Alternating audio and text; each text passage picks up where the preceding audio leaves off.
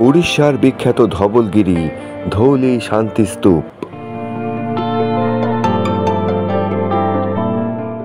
ধৌলিগিরি বা ধবলগিরি পাহাড় ভুবনেশ্বর থেকে 8 কিলোমিটার দক্ষিণে পুরী যাবার পথে এবং ঐতিহাসিক দয়া নদীর তীরে অবস্থিত।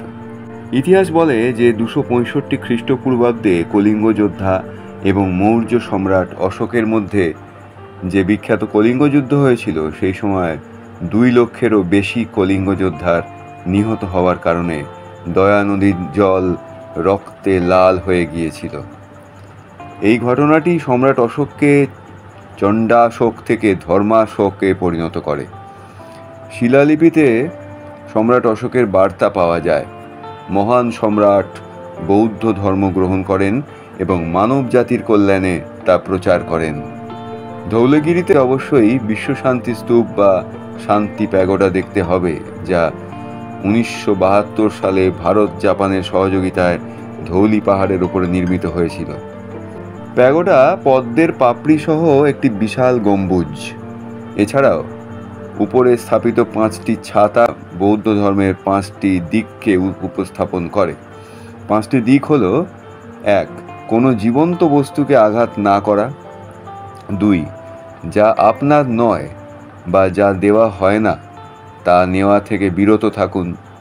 3. আপনার সমস্ত ইন্দ্রিয়কে সঠিকভাবে ব্যবহার করুন। 4. সদয়ভাবে কথা বলুন এবং সর্বদা সত্য কথা বলুন। এবং 5. ড্রাগ বা অ্যালকোহল গ্রহণ বা ব্যবহার করবেন না। এই ধৌলিগিরি শান্তিস্তূপ শান্তি প্যাগোডা বা পিস প্যাগোডা নামেও পরিচিত। নামের মধ্যে শান্তি শব্দটা সত্যি শান্তির ইঙ্গিত দেয়। রাজা অশোক শান্তি ও শান্তির পথ অবলম্বন করেছিলেন এবং বৌদ্ধ ধর্ম অবলম্বন করেছিলেন। তাই তিনি কলিঙ্গ যুদ্ধের সমাপ্তির জন্য পরিচিত একটি জায়গায় ধৌলিগিরি শান্তিস্তূপের ভিত্তি স্থাপন করেন। ভগবান বুদ্ধের আদেশ এখানে আছে, যা অসংখ্য বৌদ্ধ ভক্তদের দ্বারা পরিদর্শন করা হয়। এই শান্তিস্তূপ নির্মাণে ফুজি গুরুজি সহায়তা করেছিলেন এবং সেই কারণে স্থানটি বিভিন্ন প্রজন্মের বিভিন্ন লোকের ভক্তি ও উপাসনার স্থান হয়ে ওঠে।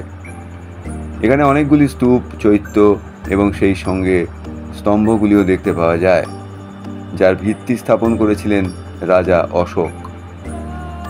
সমস্ত বিশ্বজুড়ে আনন্দ, শান্তি এবং তৃপ্তি প্রচারের জন্য রাজা অশোক অনেকগুলি আদেশও এখানে দিয়েছেন এবং আদেশের ওপরে দেখা যাবে পাথর কাটা একটি হাতি, যেটাকে উড়িষ্যার প্রাচীনতম বৌদ্ধ ভাস্কর্য বলে মনে করা হয়। এই স্তূপের সামগ্রিক গঠন একটি গম্বুজের মতো।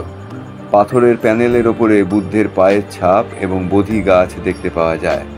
প্যানেলের ওপরে অশোকের ছবিও দেখতে পাওয়া যায়, যিনি ভগবান বুদ্ধের সামনে তার যুদ্ধের তলোয়ার রাখছেন এবং যুদ্ধের ধারণা সম্পূর্ণরূপে ত্যাগ করছেন।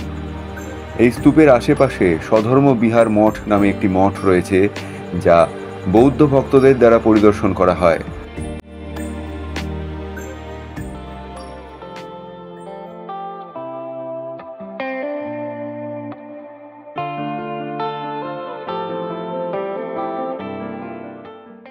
শান্তিস্তূপ থেকে অল্প দূরত্বেই দেখতে পাওয়া যাবে ধবলেশ্বর মন্দির।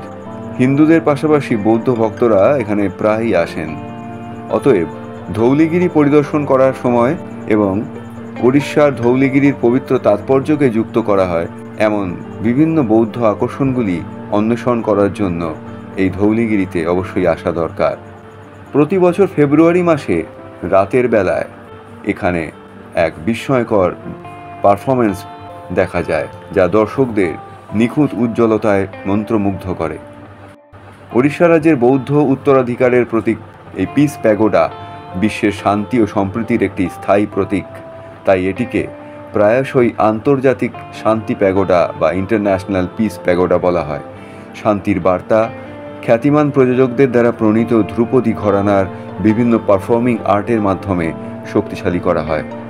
রাজ্যের সংস্কৃতি ও পর্যটন বিভাগ এবং উড়িষ্যা ডান্স একাডেমি যৌথভাবে এই উৎসবের আয়োজন করেছে। তাই অবশ্যই ধৌলিগিরি বা ধবলগিরিতে প্রত্যেকেরই আসা দরকার। যে কোনো সময়, বছরের যে কোনো সময়, অথবা ফেব্রুয়ারি মাসে।